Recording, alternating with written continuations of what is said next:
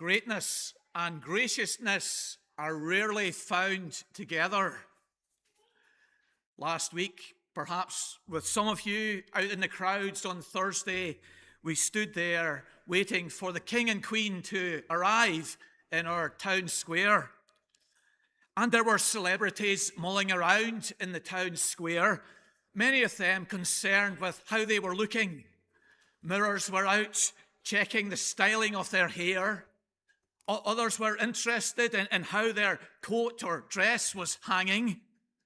Others were concerned that they were ready in their appearance to meet royalty.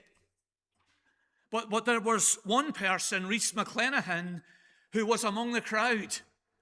He was mingling them, holding on to his gold Olympic large medal, being hugged by grannies, and photos and selfies being taken with Rhys McClenaghan, the Olympic champion. In him, greatness and graciousness are mingling. And in this chapter, as we come to this first cycle of the plagues on Egypt, the revelation of God's character in this first cycle, and that's ultimately what these plagues are doing. Yes, they are punishing the Egyptians, but ultimately God reminds his people and Pharaoh, it is that they will know that I am the Lord. And our quest is to find out what we are to know about this self-revealing God as he brings down these miracles, these blows, these signs and wonders on the Egyptian nation. A variety of terms are used for these 7 signs or miracles. In some parts in chapter 8, they are called plagues. In verse number 2 of that chapter, if you refuse to let them go, behold, I will plague all your country with frogs. In chapter 7 and verse 3, they are called signs and wonders. In chapter 7 and verse 4, they are called judgments of God. These plagues come on the Egyptian nation to punish them for having his people in slavery for 400 years. They come on them because Pharaoh will not allow the people to leave to worship him in the wilderness. But they come ultimately as all that God does and as all that we should do is to bring glory and honor to his name. And so as we come to study this first of the 3 cycles of plagues on the land of Egypt, we're thinking of the revelation of God's greatness and the revelation of God's grace in these first 3 plagues. Let's think of the revelation of God's greatness. God is active in these plagues. This cycle of plagues makes clear. It emphasizes that each of the plagues comes from God's direction. At the start of each paragraph about each of the 10 plagues, chapter 7, verse 14, for example, then the Lord said.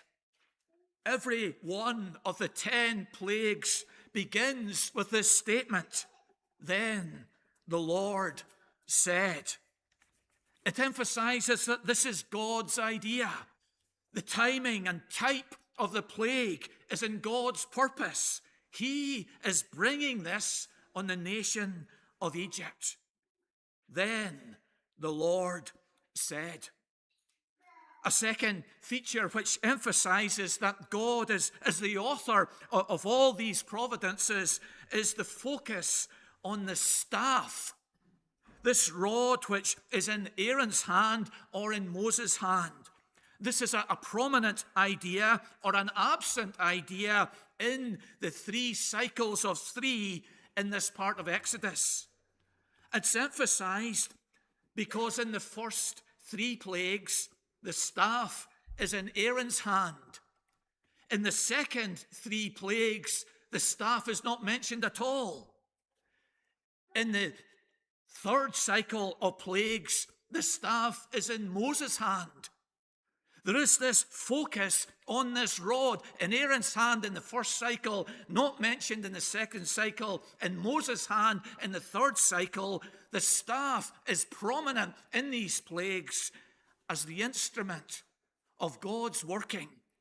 Here is the visible and tangible sign that what is happening here is coming from God. He is speaking the whole idea of the plague.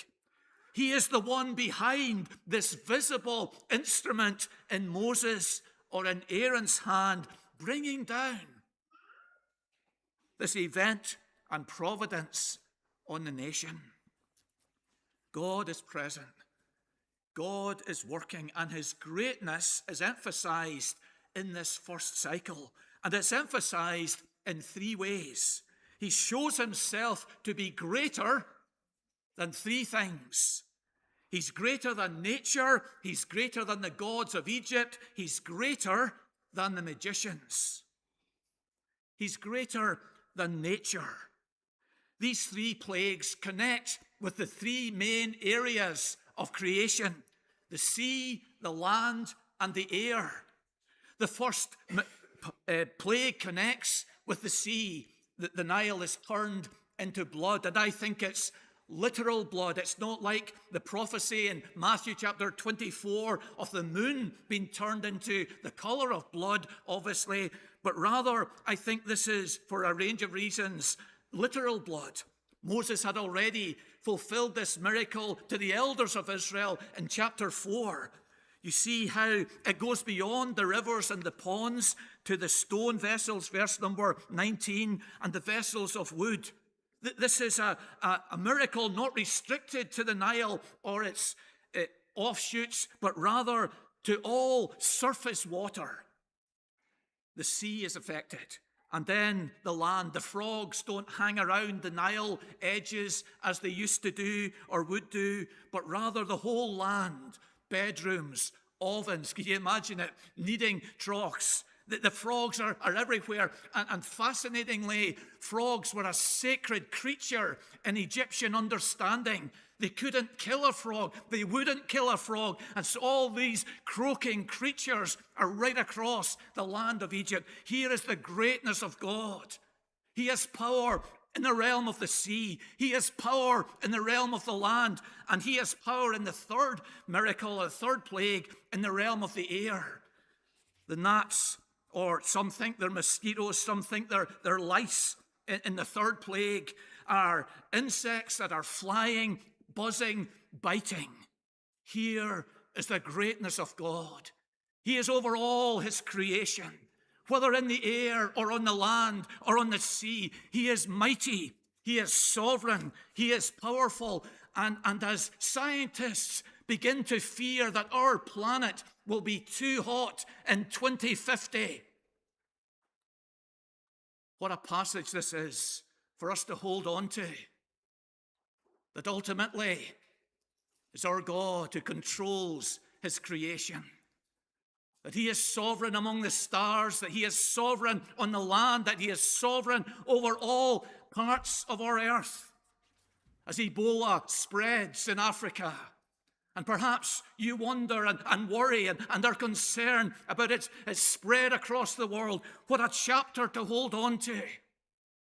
Our God's purpose, his will, his designs are being worked out in the air, in the sea, on the land. We're in his hands. We're trusting him. We're holding on to the sovereign purpose of our God. Some commentators have suggested that natural phenomena was used in turning the color of the water Nile to red, so that there was heavy rains and it brought down the clay from the surrounding mountains and changed the color of the river Nile. But this emphasis on blood in these verses, this emphasis on this is not the first time this miracle has been performed by Moses. He's already done it. And there it was into blood in chapter 4. So we are to understand here. Here is the greatness of our God over his creation, and then over the gods of Egypt. Commentators have rightly pointed out that in all of the 10 plagues, God is not just showing his sovereignty over creation, he's showing that he is greater than the gods of Egypt. For the people of Egypt, they had a separate God for each of those items. But God is showing that he is greater than all the gods whom they worship. This is his purpose, chapter 12, verse 12. Against all the gods of Egypt, I will execute my judgment. Hapi was the god of the Nile. Hecht was the god of frogs. It was the body of a woman and the face of a frog. She was believed to be the source of man and womankind, and they worshipped this god with the face of a frog. And Hathor was the god of flying insects. And here God in these plagues is showing his superiority.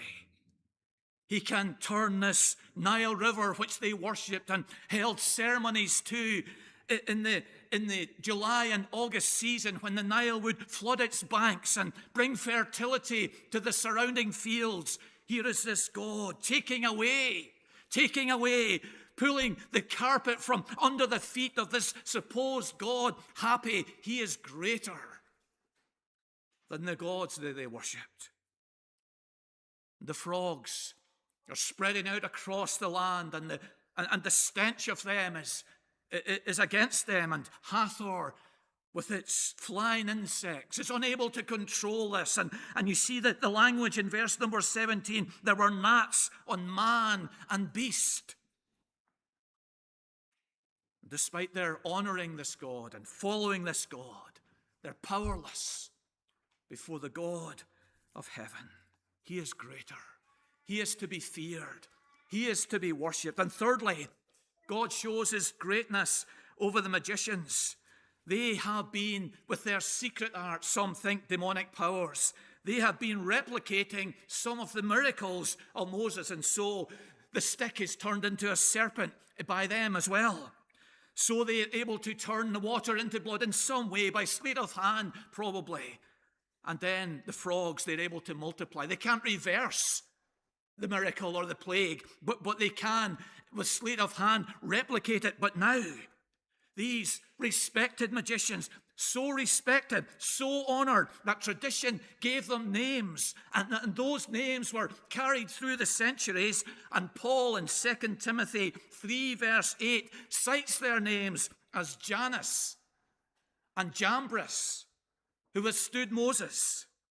Here were these magicians, reputable, respected. But they're recognizing in verse number 19, this is the finger of God. And perhaps there's a mission here before Pharaoh, who no doubt had doubts about their abilities to replicate the plagues and miracles that Moses and Aaron were doing. They acknowledge that there's a greater power than what they have operating in this place. Here, in this first cycle, we're encountering the greatness of God. Greater than his creation, than the creation. Greater than the magicians. Greater than the gods of Egypt. If on Thursday, the populace who were there, hundreds of us, spent the whole time talking to the traffic wardens or to the police force as royalty was moving around the town square, how odd that would be. How odd it would be for people to be fascinated by those who did not have the dignitas and the authority that royalty have. And yet, in our lives, we can replace our devotion and our love and our worship of our great God with lesser gods. And this is a striking thing. I think about these plagues on Egypt. They were not just for the Egyptians and to show that their gods were powerless in the presence of the true God. They were also for God's people. Joshua in chapter 24 and verse 14 says that your fathers served gods in Egypt. It was not just the people of Egypt who were devoted to these false gods, but the church had been sucked in by all the splendor and devotion and peer pressure of devotion to these gods. God is coming to show not only the world but his church how great he is. I don't know if this helps you. There's two quotes from the Puritans that I've thought about from time to time over the years. One of them says, I judge a man or woman by his first thoughts in the morning. Maybe like me, it's coffee, so I don't know what you would think of me. The other says, I judge a man or a woman by what books he has on his bedside table. But their point is, what's dominant in our hearts, in our minds? Is it this great God? And amazingly, this great God is gracious. And in this first cycle of the plagues of Egypt, the graciousness of God is expressed. Here we see him even towards this hardened, godless, powerful, brutal ruler. God's grace is displayed. And it's displayed in four ways. He gives warnings, and this is a feature of the three cycles of the plagues. God gives warnings. He doesn't just rock up in Pharaoh's life and empire and devastate him, but he gives warnings. In the first plague, in the three cycles, in the first plague, Moses and Aaron confront Pharaoh at the Nile. In the second plague, Moses and Aaron confront Pharaoh in his palace. And in the third plague, there's no warning. But there's God's grace.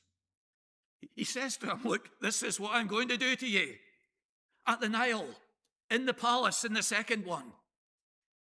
And then it comes without warning in the third. This is our God. A God of grace. A God of warning. His grace is evident in deferring the severity of his judgment. No one dies in this first cycle. There's inconvenience, isn't there? If you can't get your water from the Nile, you can't go bathing in the Nile, and you have to dig. You see at the end of chapter 7, verse 24, the people try to dig round the Nile for water to drink. It was inconvenient, the first plague. The second plague had this stench. They piled up, in 8 verse 14, they piled up the frogs, and the land stank. No one died there. There was inconvenience. In the third plague, there was irritation. These buzzing gnats, the noise and the biting, it was irritable. God defers the severe judgment of the firstborn son dying to the very end. This is our God. God of grace. God of long suffering. God of mercy. I see that the Attorney General has stepped into a sentence that has been given because that sentence is not severe enough. Going to review it, and there's been outcry because of the sentence that has been passed.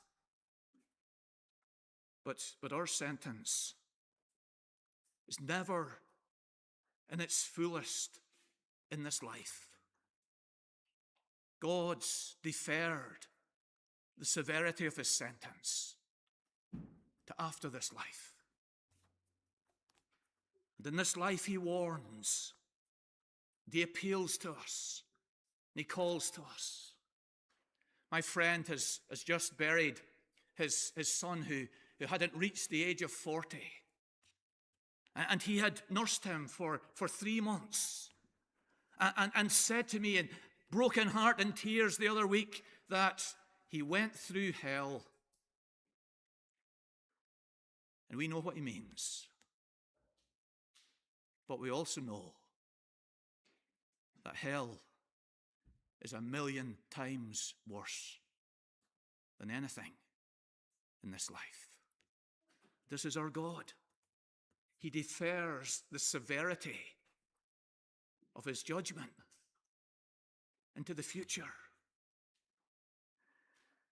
And here he is doing this. There's inconvenience, there's stench, there's irritability, but no one dies in this place. When we suffer, I'm sure we all ask, and we should ask, is this because of my sin? It's not always, and we know it's not always, but sometimes it is. It was here, wasn't it? The gnats, and the river turning to blood, and the abundance of annoying frogs, it was all because of the nation's sin.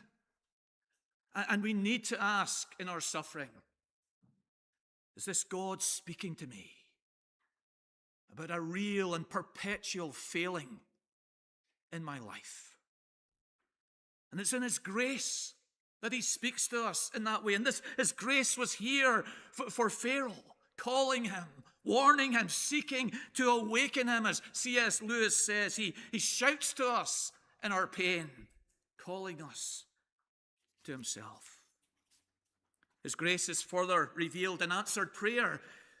In this first cycle, Pharaoh shows some change by asking Moses to pray for him, that the frogs would be taken away. And Moses capitalizes on this, and he says, okay, just to show you that it's really God in heaven that answers your prayer, tell me exactly when you want your prayer answered. And Pharaoh, perhaps surprisingly, in chapter 8, verse 10, said, tomorrow. Perhaps he thought that Moses would have to pray for a while to get the answer. Perhaps he hoped that some other way of getting rid of the frogs would appear, but he says, tomorrow. And we read in verse number 13, the Lord did according to the word of Moses. Moses prayed, and God answered that prayer. Here is our gracious God. He's not praying for himself. He's not praying for his own relief. He's praying for a godless, God-rejecting ruler. But God, in his abundant grace, answers that prayer and brings relief to this ruler and to his nation. Here is our gracious God. He defers the severity of his judgment. He warns us. He answers prayer.